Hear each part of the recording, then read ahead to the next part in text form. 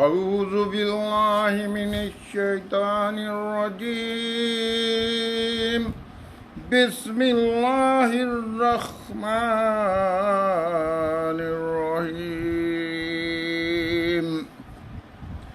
अल्हम्दुलिल्लाहि रब्बिल आलमीन अर्रहमानिर्रहीम मालिकि यौमिद्दीन। इय्याका नअबुदु व इय्याका नस्तईन। इहदिनस्सिरातल मुस्तकीम सिरातल लज़ीना अनअमता अलैहिम गैरिल मग़दूबि अलैहिम वलद्दालीन।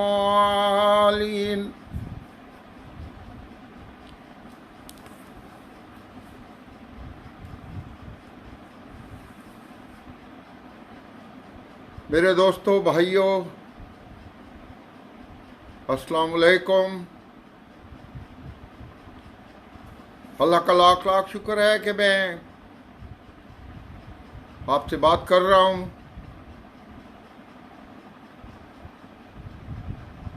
और आप मेरी बात सुन रहे हैं।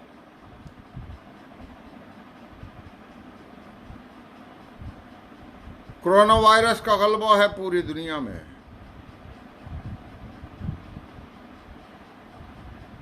मैंने अपनी पोस्ट में भी लिखा है कि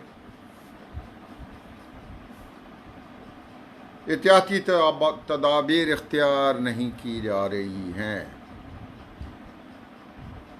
क्योंकि एहतियाती तदाबीर नहीं हूँ। एक कोरोना का मरीज घर से निकलता है बगैर फेस मास्क पहने, किसी शॉपिंग मॉल में जाता है तो वहाँ आजकल जो हालात हैं, जिस तरीके से शॉपिंग हो रही है, 10-15 को तो वो वायरस लगा ही देगा।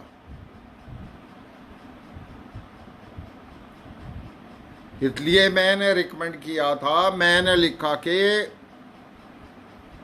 जुर्माना रखा जाए। फेस मास्क ना पहनना 50 रुपये नॉमिनल रखे, मगर जुर्माना हो ताकि लोगों को पता चले। हैंड ग्लव्स ना पहनने से, फेस मास्क ना पहनने से जुर्माना होता है, तो लोग एहतियात करेंगे कि ये कानून की खिलाफ वर्जी है।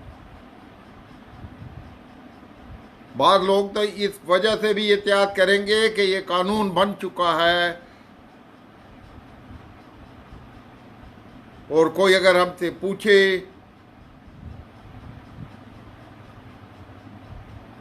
तो ये अच्छा नहीं है, किसी को मौका ना दिया जाए पूछने का, तो वो अमल करके एहतियाती तदाबीर इख्तियार करेंगे। दूसरे से सोशल डिस्टेंस रखेंगे। आजकल कोई सोशल डिस्टेंस नहीं रख रहा है। कहीं भी जाए लोग जुड़ जुड़ के खड़े हैं, क्यू में खड़े हैं तो उसूल होना चाहिए 6 फुट का फासला रखें कम अज कम। फेस मास्क पहना होना चाहिए। फेस मास्क नहीं पहना हुआ तो फिर छींक आए तो 30 फुट के अंदर तक, 28 फुट 30 फुट तक ये छींक का असर होगा। फेस मास्क होगा तो ये फिर इतना दूर तक असर नहीं करेगा।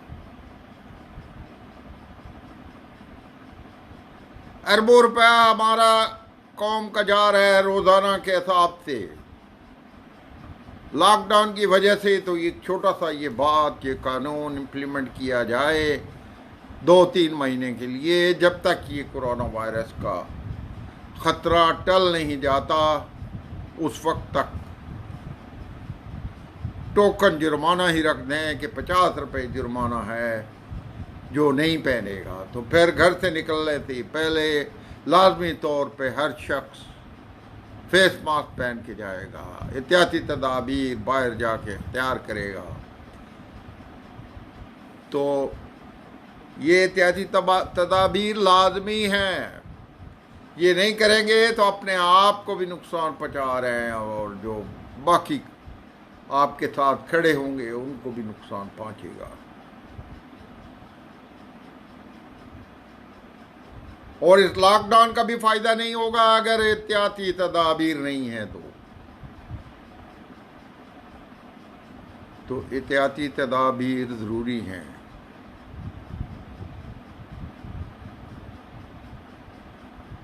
मैंने सालेह अलैहिस्सलाम के ऊपर बात की थी। कौमें तबाह होती रही हैं सिर्फ इसलिए कि अल्लाह की नाफरमानी की गई। अल्लाह ने पैगंबर भेजे लोगों को सीधे रास्ते पे चलाने के लिए, लोगों ने तो मजाक उड़ाया हर पैगंबर का। किसी को पागल कहा, किसी को दीवाना कहा, किसी को बोला तुम हम जैसे ही हो, तुम क्या हो। किसी ने बोला हमारे लिए मौजदा लेके आओ। मौजदे भी लेके आए पैगंबर, मगर फिर भी बात ना मानी।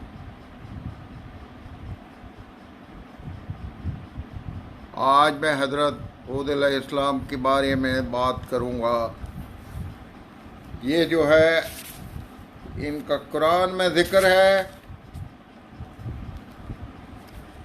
और कुरान की हुदूद में रहते हुए मैं बात करूँगा कुरान में क्या लिखा है।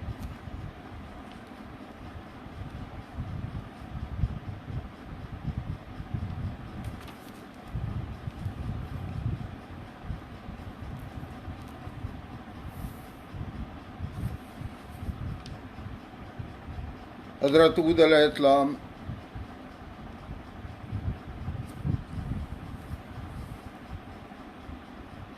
कौम आद से इनका ताल्लुक था। ये बुत परस्त थे। हज़रत नूह अलैहिस्सलाम की कौम गर्क हुई। जो मुसलमान थे जिन्होंने ईमान लाया था वो बचे। उसके बाद में कौम आद को में थे हज़रत समूद अलैहिस्सलाम को कौम आद की तरफ अल्लाह ताला ने भेजा, लेकिन इन लोगों ने अल्लाह ताला के पैगंबर को जुठलाया। अल्लाह ताला के पैगंबर का कहा ना माना।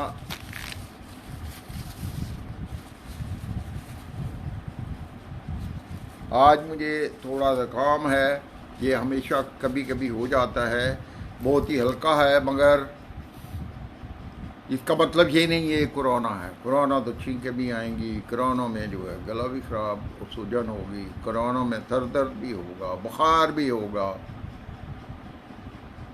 खांसी सूखी खांसी होगी। तो खाली नज़ला हो जाए तो काम हो जाए तो उसके लिए ज़रूरी नहीं है कि आप भाग के डॉक्टर के पास जाएंगे डर और खौफ के मारे कि अब तो मुझे कोरोना हो गया है। अपनी तरफ से मैं तो एहतियाती तदाबीर कर रहा हूँ कि अल्लाह ताला इस बीमारी से बचाएं। जो भी एहतियाती तदाबीर हो सकती हैं वो अडॉप्ट की जा रही हैं। तो समूद अलैहिस्सलाम की बात कर रहा था मैं।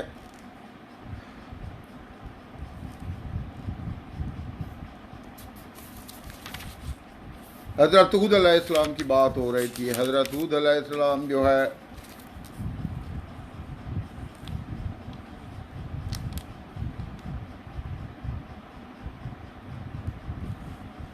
ये कौम जो थी जिस्मानी तौर पे बहुत ऊंचे थे। 60 गज तक कम से कम जो छोटा होता था वो 60 गज ऊंचाई होती थी और 100 गज तक इनकी लंबाई होती थी।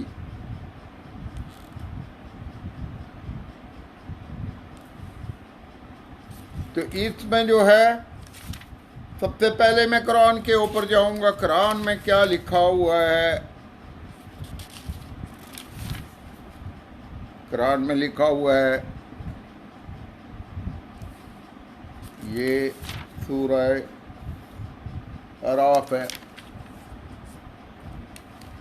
और इसी तरह हमने कौम आद में उसके भाई बंदों में थे हूद को भेजा। तो अल्लाह ताला ने ये कुरान में जिक्र है। कुरान का मैं ये तर्जमा पढ़ रहा हूँ, अपने पास से कुछ नहीं लगा रहा, न बयान कर रहा हूँ। उसने कहा है काम अल्लाह की बंदगी करो, उसके सिवा महबूद नहीं।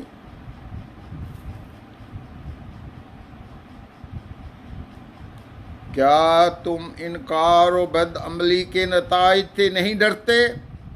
इस पर कौम के सरपरवरदा लोगों ने, जिन्होंने कुफ्र का शेवा इख्तियार किया था, कहा हमें तो ऐसा दिखाई देता है कि तुम हमाकत में पड़ गए हो और हमारा ख्याल यह है कि तुम झूठ बोलने वालों में से हो।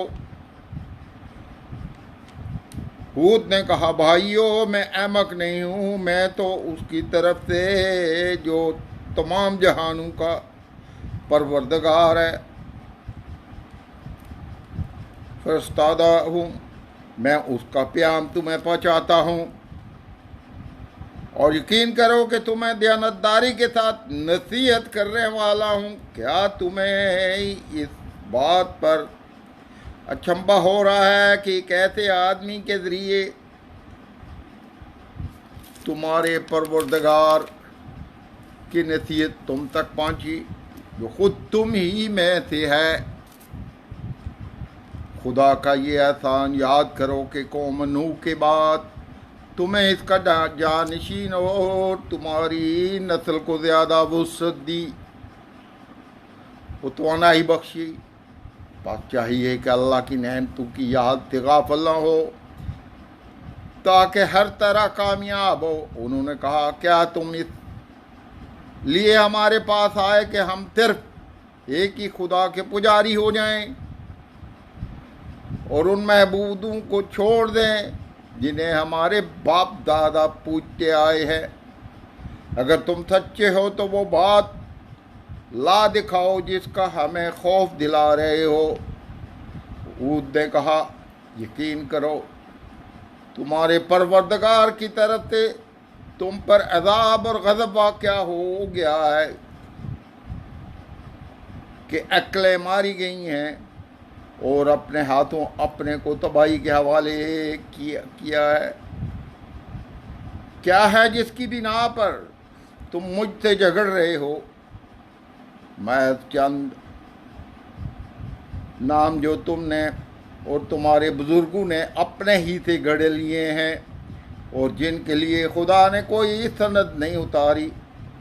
अच्छा, आने वाले वक्त का इंतज़ार करो, मैं तुम्हारे साथ इंतज़ार करूँगा। फिर ऐसा हुआ कि हमने हूद को और उसके साथियों को अपनी रहमत से सच बचा लिया और जिन्होंने हमारी निशानियाँ जुटलाई थीं उनकी दुनिया तक उखाड़ दी। हकीकत यह है कि वो कभी ईमान लाने वाले ना थे।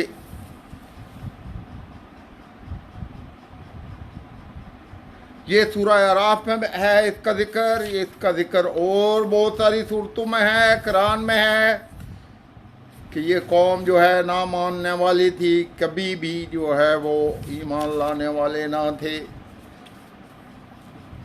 तो हज़रत हूद अलैहिस्सलाम ने उनको राब का पैगाम दिया कि सीधे रास्ते पे नहीं आ रहे हो, अपने बाप दादा की बनाए हुए बुतों को पूजा कर रहे हो, तराशे हुए बुतों को की पूजा कर रहे हो।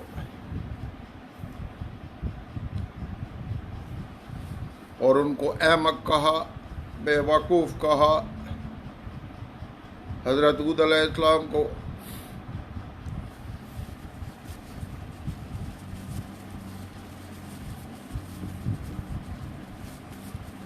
लेकिन हज़रत हूद अलैहिस्सलाम कोई अपना मतलब नहीं था, कोई अपना फ़ायदा नहीं था। जो भी पैगंबर आया उसने बनी नौ इंसान के फ़ायदे के का पैगाम पहुँचाया, अल्लाह का दिया हुआ पैगाम पहुँचाने के लिए तगोदो की। मगर लोग ना माने, गलत रास्ते पे चले और ऐसे लोगों की तबाही और बर्बादी हुई, इसलिए कि पैगंबर को जुठलाते थे और बुतों को पूजते थे। जो बुत उनके लिए कुछ भला ना कर पाते थे, अपने हाथों से बनाए हुए बुतों की पूजा करना शैतान के वर्गलाए हुए लोग थे।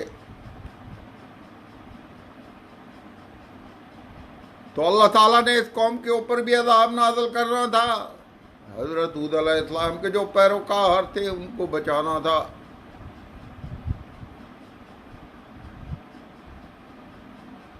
हमेशा ये होता आया है कि आसूदा हाल लोग जो थे, अमीर लोग जो थे, सरमायादार जो थे, वो पैगंबरों का साथ उन्होंने ना दिया और गुरूर में वो तबाह बर्बाद हुए। इन्होंने भी पैगंबर को चैलेंज किया कि हमारे ऊपर अज़ाब नाज़िल हो जाए।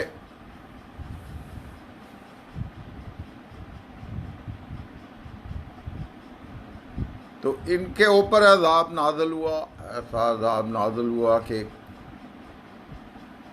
सब के सब एक हवा आई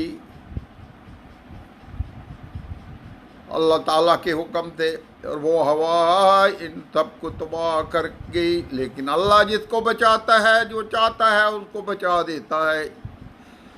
हजरत हूद और उनके बंदे जो ईमान ला चुके थे उनको अल्लाह ताला ने कोई ज़ौफ़, कोई तकलीफ ना आने दी।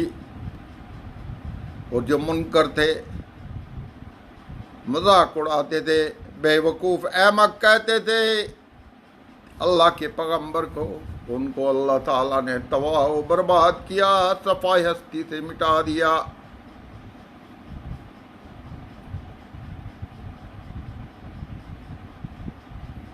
अभी ये कोई पैगंबर नहीं है, कोई पैगाम देने वाला नहीं है, लेकिन दुनिया तक पैगाम पहुंच गया कि दीन इस्लाम मजहब है, सच्चा मजहब है, इसके ऊपर अमल करेंगे तो निजात है। अब कोई पैगंबर आने वाला नहीं है, कोई नबी आने वाला नहीं है। आखिर ज़मान नबी मोहम्मद मुस्तफ़ा सल्लल्लाहु अलैहि वसल्लम अपना पैगाम दे के इस दुनिया से रुखसत हुए, अपना अमल छोड़ कर गए। कुरान है अल्लाह ताला का, उसी के ऊपर चलकर हम राह निजात हासिल कर सकते हैं।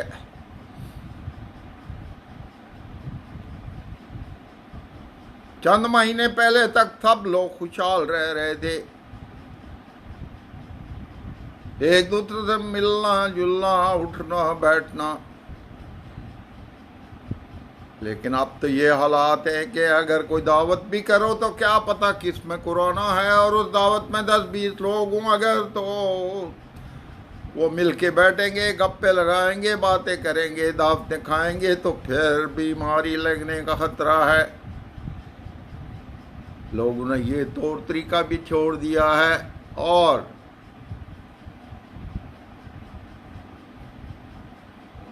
अब एहतियाती तदाबीर अख्तियार कर रहे हैं जो समझदार है। लेकिन कितनी एहतियाती तदाबीर होंगी, इसमें मैंने पहले भी कहा कि हुकूमत को चाहिए टोकन 50 रुपये फेस मास्क ना पहनने से, सोशल डिस्टेंस ना रखने की वजह से बड़े बड़े स्टोरों को जुर्माना करें, जहाँ लोग जाके क्यू में खड़े होते हैं और जुड़ के खड़े होते हैं, नज़र आते हैं। जब गाड़ी में अगर किसी ज़रूरी काम से बाहर निकलना पड़ जाए तो पता चलता है कि ये देखो यहाँ पे क्या हो रहा है।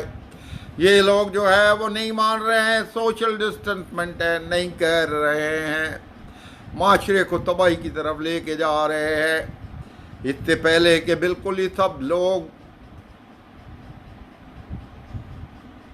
कोरोना वायरस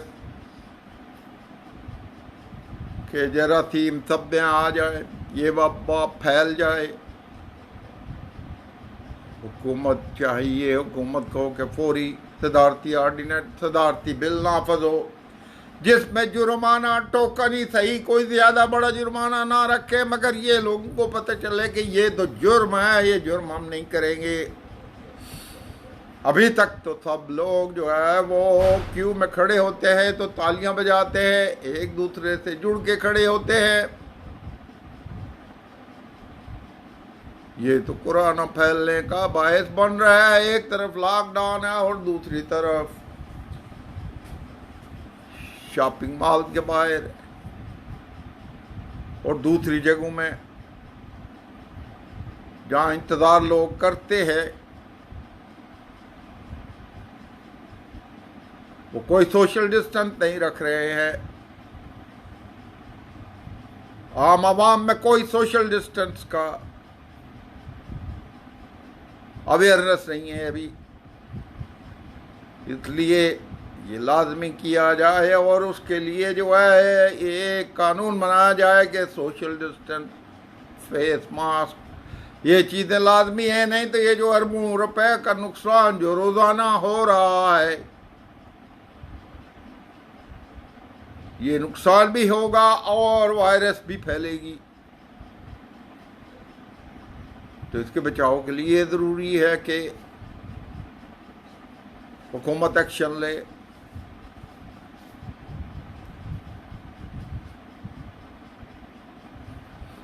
लोग घरों में बैठे हुए हैं इसलिए कि वायरस नहीं फैले, वायरस नहीं लगे लोगों को, लेकिन जब बाहर निकलेंगे और किसी काम से जाएंगे तो आगे जब देखते हैं कि ये देखें ना तो सोशल डिस्टेंस है,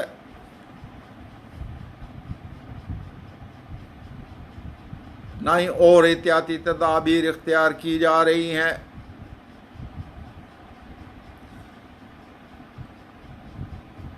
इसलिए एहतियाती तदाबीर ज़रूरी है,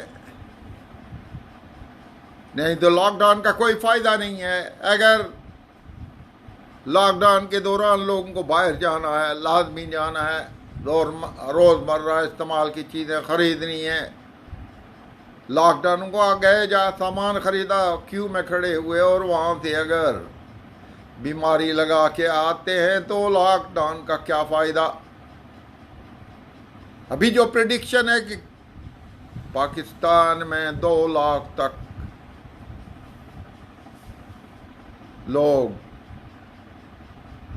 इस वबा से मुतासर होने वाले हैं, 2 से 4 होंगे, 4 से 8 होंगे। शुरू में लोगों ने कहा कि गर्मी होगी तो गर्मी की वजह से ये वबा ख़त्म होगी। मैंने उसी शुरू वक्त ही कह दिया था कि गर्मी से कुछ असर होने वाला नहीं है, क्योंकि दुनिया में ऐसे मुल्क हैं जहां 12 महीने गर्मी ही रहती है। उन मुल्कों में वबा पहुंच चुकी थी, फैल चुकी थी और अभी भी मजीद वहां फैल रही है। ऑस्ट्रेलिया में गर्मी थी, इंडोनेशिया में गर्मी थी, बहुत सारे मुल्कों में गर्मी थी, मैं जिक्र कर चुका हूं पहले भी।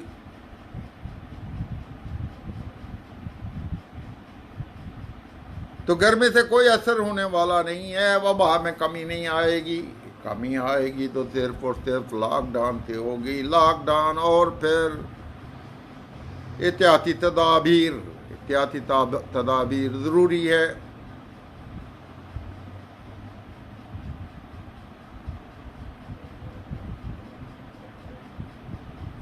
तो मैं आज इसी पे इत्तेफाक करता हूँ और आखिर में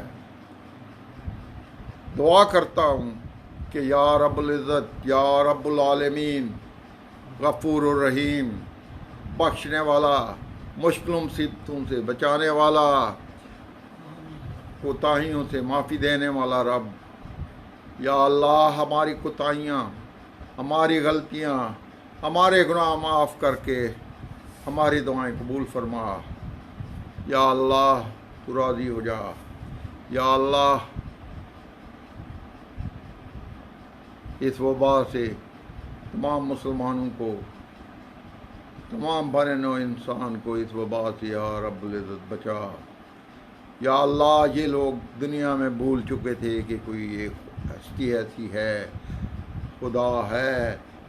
खुदा ने अपने आप को नाराज़गी का इज़हार हो गया है। अल्लाह ताला को दुनिया वालों सब मिल के राज़ी करो, नेक काम करो, बुराइयों से बचो,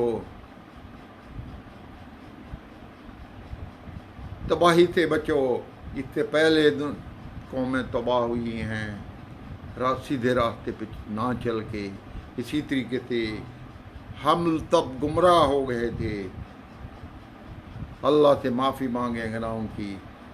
या अल्लाह या रब्बुल इज़्ज़त गुनाह माफ़ करके हमें इस वबा से निजात दे। या रब्बुल इज़्ज़त इसका वैक्सीन जल्दी निकले, इसका इलाज जल्दी निकले। या अल्लाह तमाम बनी नौ इंसान को दोबारा उसी तरीके से उठना बैठना, मिलना जुलना, या अल्लाह उसी हाल में वापस ला और सीधी रास्ता सबको दिखा। या अल्लाह ये लोग सब ठीक हो जाए। या अल्लाह माफ़ी मांगे तो या अल्लाह परवरदिगार माफ़ करने वाला है। अल्लाह से गिड़गड़ा कर माफ़ी मांगे सब तो अल्लाह ताला सुनने वाला है। अल्लाह से मांगे, अल्लाह देने वाला है। अल्लाह के खजाने में किसी चीज़ की कमी नहीं है। या अल्लाह हम जो मांग सकते हैं वो भी दे, जो नहीं मांग सकते हैं वो भी दे। या अल्लाह तेरे खजाने में बहुत कुछ है, किसी चीज़ की कमी नहीं है। या अल्लाह हमें मांगना नहीं आता, हमें दुआ करना नहीं आती। या अल्लाह हमें जो है वो सब कुछ दे जो हम नहीं मांग रहे हैं। या अल्लाह सबके वालिदैन को जन्नतुल फिरदौस में जगह अता फरमा। वालिदैन को याद करना दुआओं में ये भी सुन्नत है, फ़र्ज़ है, लाजमी है, नहीं तो दुआ कबूल नहीं होगी।